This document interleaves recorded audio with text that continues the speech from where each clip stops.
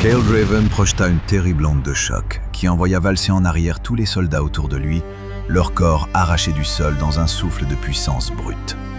Mais ce n'était pas une victoire, seulement le dernier sursaut d'un homme déjà brisé, son armure détruite, son corps ouvert par la bataille, et pourtant son regard restait fixé sur la forteresse, car au cœur de ces galeries se trouvait le pilier central, celui qui soutenait un pan entier de la muraille.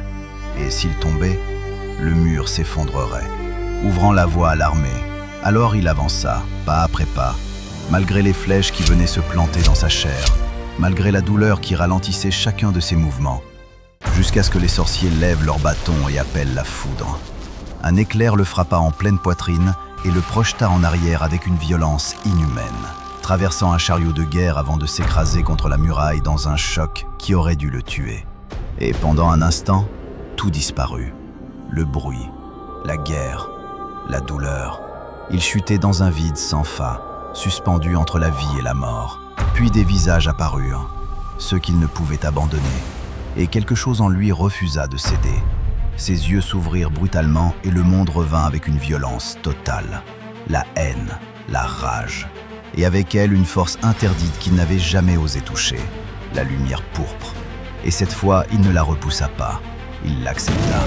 Et lorsqu'il se releva, une aura pourpre explosa autour de lui, projetant violemment les ennemis en arrière, tandis que ses yeux brûlaient de cette même lumière et que son visage s'était transformé, dur, marqué par une haine froide. Et lorsque les sorciers frappèrent à nouveau, il tendit les mains et arrêta l'éclair entre ses paumes, l'énergie tremblant sous son contrôle avant qu'il ne la renvoie d'un seul geste, engloutissant ses assaillants dans une explosion dévastatrice. Mais il n'avait plus de temps.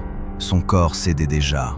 Alors il continua jusqu'au pilier central, posa ses mains contre la pierre et libéra tout ce qui lui restait.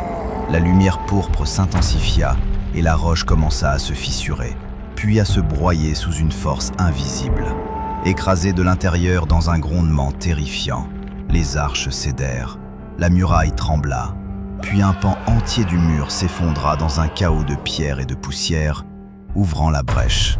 Et au milieu des ruines, Kael Draven resta un instant debout avant de s'effondrer à son tour, laissant derrière lui une forteresse brisée et une guerre prête à basculer. Et si vous aimez ce genre de scène épique, abonnez-vous à la chaîne et procurez-vous mon livre Volgour, l'éveil du dernier titan, disponible sur Amazon.